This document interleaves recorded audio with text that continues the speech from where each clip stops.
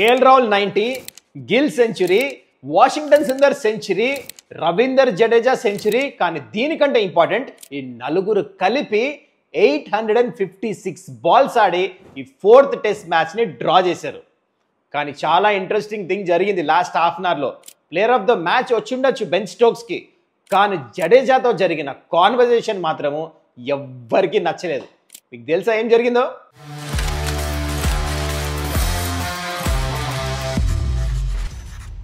నమస్కారం, welcome to Suman's dugout. Test match అంటే ఇట్లా ఉండాలి. ఇండియా ఈ టెస్ట్ మ్యాచ్ డ్రా చేసిన తర్వాత కూడా గెలిచిన ఫీలింగ్ వచ్చింది. ఐఎమ్ షూర్ మీకు కూడా అదే ఫీలింగ్ వచ్చి ఉంటుంది. అయితే ఈ టెస్ట్ మ్యాచ్ గురించి ఇన్ డీటెయిల్ డిస్కస్ చేద్దాం కదా. దానికంటే ముందు లాస్ట్ హాఫ్ అన్ అవర్ అయితే జరిగిందో బెన్ స్టోక్స్ ఇంకా జడేజా మధ్యలో, దాని గురించి ఫస్ట్ మనం డిస్కస్ చేద్దాం. దాని గురించి డిస్కస్ చేయాలంటే ముందు మీరు రూల్స్ తెలుసుకోవాలి. ఏంటంటే టెస్ట్ మ్యాచ్లో 5th day last 15 overs or 1 hour umpires can decide both the క్యాప్టెన్స్తో మాట్లాడి ఏంటి ఈ మ్యాచ్ ఇంకా రిజల్ట్ రాదని డిసైడ్ అయ్యి ఇద్దరు క్యాప్టెన్స్ ఒప్పుకున్నారనుకోండి, ఇంకా డ్రాని డిక్లేర్ చేసేసి you can walk off the field. కానీ I repeat again, both the captains ఒప్పుకోవాలి. ఇక్కడ ఏం జరిగింది, లాస్ట్ 15 ఓవర్స్ ఉన్నప్పుడు జడేజా ఇంకా వాషింగ్టన్ సుందర్ ఇద్దరు సెంచరీల దగ్గర ఉన్నారు. అండ్ బెన్ స్టోక్స్ ఏం చేశాడు, చాలా స్మార్ట్ అనుకొని జడేజా దగ్గరికి వెళ్ళిపోయి చేయగలుగుతాం వెళ్ళిపోయాడు. హీస్ ఫోర్సింగ్ లిటరేచర్ వెళ్ళిపోదామని చెప్పేసి. ఎవ్వరు వెళ్ళరు. జడేజా సెంచరీ దగ్గర ఉన్నాడు, why would he go? Ben Stokes ఆ ప్లేస్లోనే వెళ్ళాడు, ఇంగ్లాండ్ ప్లేయర్స్ అయినా వెళ్ళరు. కానీ హీ యాక్ట్ ఓవర్ స్మార్ట్. సరే చేతులు కలిపి సరే మీరు ఆడుతున్నారంటే వెళ్ళిపోవచ్చు. అగైన్ ఈ కేమ్ బ్యాక్ అని ఏమన్నాడు తెలుసా జడేజాని? ఈ టోల్డ్ దట్ బెన్ స్టోక్స్ జడేజాతో అంటున్నాడు, బెన్ డకెట్ ఇంకా హ్యారీ బ్రూక్ బౌలింగ్లో మీరు సెంచరీలు కొడతారా? Do you deserve it? Century కొడితే ముందే కొట్టాలని చెప్పేసి అన్నాడు. జడేజా యాక్చువల్లీ చాలా మంచిగా హ్యాండిల్ చేశాడు. తను ఒకటే అన్నాడు ఈ టైంలో, క్యాప్టెన్ ఆడమన్నాడు అని చెప్పేసి స్మార్ట్గా హ్యాండిల్ చేశాడు. ఇంకేం మాట్లాడలే, వెళ్ళి క్రీస్లో నిలబడి ఆ సెంచరీ కొట్టాడు. తనే కాదు, వాషింగ్టన్ సుందర్ కూడా సెంచరీ కొట్టాడు. కానీ ఇక్కడ player of the match Ben స్టోక్స్కి వచ్చి ఉండొచ్చు. ఈ మ్యాచ్లో పర్ఫార్మెన్స్ మంచిగా చేశాడు. కానీ తను ఏదైతే మాటలు అన్నాడో ఇది ఎవరికి నచ్చలేదు, నచ్చదు కూడా. అండ్ యూ కెన్ స్లెడ్జ్, కానీ ఇంత దిగజారిపోకూడదు. మరీ కిందకి వెళ్ళిపోయినట్టు అనిపించింది నాకైతే. It really didn't look good. మరి మీకు ఎట్లా అనిపించింది కింద చెప్పండి. Because you have all the right. ఇందాక రూల్స్ చెప్పే బోత్ ద క్యాప్టెన్స్ ఒప్పుకోవాలి. సెంచరీకి దగ్గర ఉన్నారు. మరి ఇంగ్లాండ్ ఎప్పుడు గెలుస్తానికి ఆడతామని చెప్పేసి అంటారు. మరి ఏపీఎన్ బౌలింగ్ ఆర్చర్ని అయిపోయింది, ఇంకా 15 ఓవర్లు ఉన్నాయి కదా, ట్రై మ్యాచ్ గెలుస్తానికి. ఎందుకు చేయలే? ఇంతసేపు బౌలింగ్ వేసేవాళ్ళు ఇంకా 2-3 ఓవర్లు లేకపోతే ఆ 15 ఓవర్లు వేయలేరా? Why are you so frustrated? Batsmen out చేయండి.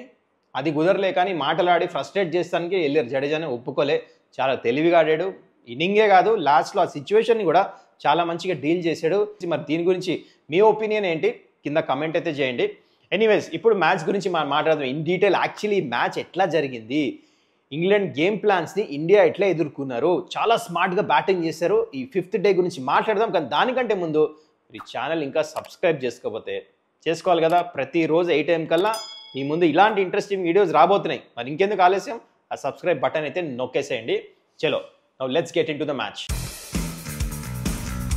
Coming to the 5th day, most important thing ఆ సెకండ్ న్యూ బాల్ అని తెలిసి మనకి 17 ఓవర్స్ అవైలబుల్. కానీ సర్ప్రైజింగ్లీ ఆ 17 ఓవర్స్ కంటే ముందు బెన్ స్టోక్స్ అసలు ఇంజురీ ఉంది వస్తాడా లేదా అంటే డైరెక్ట్ వచ్చేసాడు, ఓల్డ్ బాల్తోనే వచ్చేసాడు న్యూ బాల్ కంటే ముందు. అండ్ కేఎల్ రాహుల్ వికెట్ కూడా తీసాడు. 8 ఓవర్లు వేసాడు లైన్గా. మెచ్చుకోవాలి బెన్ స్టోక్స్ని. అంటే ఆ బాల్ లో అయింది పడి, కేఎల్ రాహుల్ ఏం చేయలేడు. ఇట్లా రియాక్ట్ అయ్యే లోపల లో అయ్యి ప్యాడ్కి తేలి ఎల్బిడబ్ల్యూ అయిపోయాడు. కానీ వాట్ ఎ నాక్ once again. For me KL Rahul is one of the best batter ఈ సిరీస్లో. ఎందుకంటే న్యూ బాల్తో రన్స్ కొడుతున్నాడు కన్సిస్టెంట్గా. 90 మీద అవుట్ అయ్యాడు. దెన్ కమ్స్ ఇప్పుడు ఈ ప్లేస్లో నెక్స్ట్ పంత్ రావాలి కదా, నెంబర్ 5. కానీ మనకు తెలుసు ఫ్రాక్చర్ అయిందని చెప్పేసి వాషింగ్టన్ సుందర్ని పంపించారు. ఇది చాలా ఇంపార్టెంట్ మూవ్, గుర్తుపెట్టుకోండి. యాక్చువల్లీ ఇది డ్రా అవ్వటానికి, ఎందుకంటే వాషింగ్టన్ సుందర్ హెడ్ ఆఫ్ జడేజా. జడేజాకి ఇన్ని 50s ఉన్నాయి కన్సిక్యూటివ్లీ ఈ సిరీస్లో, one of the top run getters. కానీ ఎందుకు పంపిలే జడేజాని? బికాజ్ వాషింగ్టన్ సుందర్ న్యూ బాల్ని చాలా మంచిగా హ్యాండిల్ చేస్తారు. అందుకోనే తన్ని పంపించారు. అది వర్కౌట్ అయింది. జస్ట్ 8 ఓవర్స్ ఇంకా డ్యూ ఉండింది న్యూ బాల్ వస్తానికి. ఎనీవే వాషింగ్టన్ సుందర్ వచ్చాడు. కాకపోతే గిల్ ఇంకా వాషింగ్టన్ సుందర్ మధ్యలో 30-35 రన్స్ పార్ట్నర్షిప్ అయింది. కానీ what an out standing century Indian captain నుంచి. వా, మజా వచ్చేసింది ఈ సిరీస్లో. సెంచరీల మీద సెంచరీలు. ఇక్కడ కూడా మళ్ళీ సెంచరీ కొట్టాడు. కానీ ఈ century I rate among the best, among the కాదు the best among the rest. ఎందుకంటే డబుల్ సెంచరీ కొట్టాడు, 250 కొట్టాడు, ఇంతకుముందు సెంచరీ కొట్టాడు. కానీ ఈ century special because conditions were not అంటే normal, there were completely challenging, up and down. Defence ఆడాడు చూడు, పర్ఫెక్ట్ డిఫెన్స్, వదిలిపెడతాం కానీ వెళ్ళేపు. కానీ there were situations where old బాల్తో లెఫ్ట్ హ్యాండ్ స్పిన్నర్ వేస్తున్నాడు అక్కడ లియామ్ డాసన్. స్ట్రైక్ ఇయ్యలే, ఎందుకంటే లెఫ్ట్ హ్యాండ్ ఎవరికి, వాషింగ్టన్ సుందర్కి రఫ్ ఉంది అవుట్ సైడ్ ఆఫ్ స్టంప్ అని చెప్పి స్ట్రైక్ ఇవ్వకుండా తెలివిగా ఆడాడు. ఎప్పుడు సింగిల్ తీయాలి, ఎప్పుడు బౌండరీలు కొట్టాలి, ఎప్పుడు ఇంటెంట్ చూపించాలి. సూపర్ నాక్, వన్ ఆఫ్ ద బెస్ట్. పక్కా గిల్ని అడగండి, అది కూడా తను కూడా ఇదే చెప్తాడు, one of the best knock he has played అని. మొత్తానికి సెంచరీ కొట్టాడు, కానీ అవుట్ అయిన విధానం నాకు నచ్చలే. ఆర్చర్ బౌలింగ్లో క్లోజ్ టు ద బాడీ ఆడే, ఓకే ఇక్కడ బాల్ ఆడేసాడు, ఇన్ స్వింగర్ ఎక్స్పెక్ట్ చేశాడు బాల్ అని, అది పడి స్ట్రైట్ వెళ్ళింది, ఆడాడు, అవుట్ సైడ్ వెళ్ళింది, ఓకే గాన్. ఇప్పుడు చాలామంది బిలీవ్ చేశారు ఇంగ్లాండ్ గెలుస్తుంది, ఎందుకంటే గిల్ అవుట్, అది కూడా లంచ్ కంటే ముందు, ప్లస్ కేఎల్ రాహుల్ అవుట్.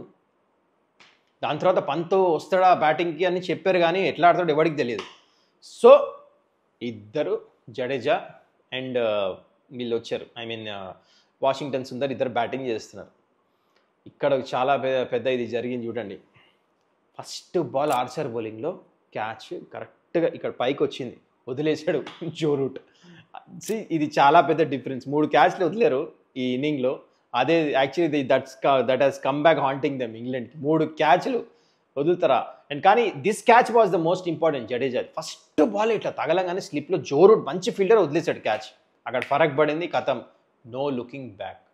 ఇంకా లంచ్ తర్వాత, దిస్ హ్యాపెండ్ లంచ్ కంటే ముందు, లంచ్ తర్వాత చేస్తానే బ్యాటింగ్ ఉన్నారు.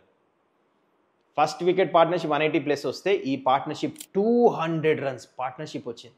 దేర్ వేర్ టఫ్ టైమ్స్, కొంచెం బాల్ సెమినీ ఉన్నప్పుడు బాల్ మూవ్ అయింది, కానీ ఒకసారి ఓల్డ్ అయిన తర్వాత పిచ్ ఈజప్ అయింది, ఎక్కువ మూమెంట్ అవ్వలే. అన్ని ప్లాన్స్ ట్రై చేశాడు బెన్ స్టోక్స్, అలా సెకండ్ స్పెల్ వచ్చాడు, తను బౌన్సర్ ప్లాన్ వేసాడు, అవ్వలే. దాని తర్వాత జోఫ్రా ఆర్చర్ అవ్వలే. అందరు బౌలర్, క్రిస్ వోక్స్ వచ్చాడు, వికెట్ కీపర్ పైకి పెట్టారు, స్పిన్నర్లు వేశారు, రఫ్లో వేశారు, స్టంప్ లైన్ వేశారు, ఉన్నాయి లేని ప్లాన్స్ అన్నీ ట్రై చేశారు, ఏమి కుదరలే. డిఫెన్స్ ఆడుతున్నారు, దొరికిన లూజ్ బాల్ గ్యాప్స్లో కొడుతున్నారు, సింగిల్స్ పరిగెడుతున్నారు, కమ్యూనికేషన్ చాలా మంచిగా ఉంది. చాలా రేర్గా చూస్తాం ఈ టెస్ట్ మ్యాచ్, ఈ పార్ట్నర్షిప్ ఏదైతే 200 రన్స్ ప్లస్ పార్ట్నర్షిప్ చేశారో చాలా రోజులు గుర్తుపెట్టుకుంటారు. ఎందుకంటే T20 ప్లేయర్స్ వీళ్ళందరూ కావాలంటే ఓవర్లో 25-30 రన్లు కొట్టే players, against their instinct for the country they fought it out. దెబ్బలు దైల్ని, long hours, concentration levels lapse అవ్వకుండా సూపర్ బ్యాటింగ్ చేశారు. మొత్తానికి టెస్ట్ మ్యాచ్ని లాస్ట్ దాకా తీసుకెళ్ళి డ్రా చేశారు. What an outstanding performance. First నేను వాషింగ్టన్ సుందర్ గురించి చెప్పాలి, చాలా మంచి బ్యాటింగ్ చేశాడు. ఇలానే బ్యాటింగ్ చేస్తే ముందు తను నెంబర్ 3 కూడా ఆడొచ్చు ఇండియాకి. ఇండియాలో టెస్ట్ మ్యాచెస్ అవుతున్నప్పుడు బయట కూడా యూ నెవర్ నో, ఎందుకంటే ఆఫ్ స్పిన్ వేస్తాడు, నెంబర్ 3 కూడా ఆడొచ్చు. I know right now Sai సుదర్శన్కి ఎక్కువ ఆపర్చునిటీస్ ఇవ్వాలి, కానీ future is playing new ball, there is nothing wrong. ఫ్యూచర్లో చూడండి మీరు, ఇది జరుగుతుందేమో అనిపిస్తుంది, నెంబర్ 3 రావచ్చు. And again coming to Jadeja, only one word, salute. Last match almost గెలిపించాడు, ఇక్కడ సెంచరీ కొట్టాడు. అండ్ దాని తర్వాత మీకు స్టార్ట్ చెప్తాను, మొత్తం ఈ సిరీస్లో సెకండ్ ఇన్నింగ్ అవుట్ అవ్వాలి, is unbeaten. What a fantastic performance. మొత్తంగా జడేజా సెంచరీ కొట్టాడు, వాషింగ్టన్ సెంచరీ కొట్టాడు, గిల్ సెంచరీ కొట్టాడు, కేఎల్ రాహుల్ 90 కొట్టాడు. అండ్ మ్యాచ్ కూడా సూపర్గా ఎండ్ అయింది. ఆ లాస్ట్ హాఫ్ అన్ అవర్లో మనం ఆల్రెడీ మాట్లాడాం, ఇంగ్లాండ్ మరి సో ఫ్రస్ట్రేటెడ్, బ్యాస్ బాల్ నుంచి బెగ్ బాల్ దాకా వచ్చింది, లాస్ట్ అడుక్కునేదాకా వచ్చింది మ్యాచ్ వెళ్ళిపోదామని. So that was very very nice to see. Morally India గెలిచారు. ఈ మ్యాచ్ డ్రా అయినా ఇండియా గెలిచేలాగా అంటే గెలిచిన ఫీలింగ్ వచ్చింది నాకైతే. మరి మీరు చెప్పండి ఈ టెస్ట్ మ్యాచ్ ఎట్లా నచ్చిందో. I really enjoyed it. Super performances young team అయితే చేసి చూపించిందో. Next match they are playing in Oval. Match మజా రాబోతుంది, లండన్లో ఆడబోతున్నారు ఇది. అండ్ చాలా ఇంట్రెస్టింగ్ ఉంటుంది. దీనికంటే ముందు, ఈ మ్యాచ్ కంటే ముందు ఒక రోజు ముందు వీడియో పెడతా ఇన్ డీటెయిల్. దానికంటే ముందు అసలు ఈ మ్యాచ్ గురించి మీరు కమెంట్ చేయండి కింద. And I really hope that you enjoyed this video, and what do you think about this match? Comment చేయండి. మళ్ళీ మనం నెక్స్ట్ వీడియోలో కలుసుకుందాం. Till then, take care. Bye bye.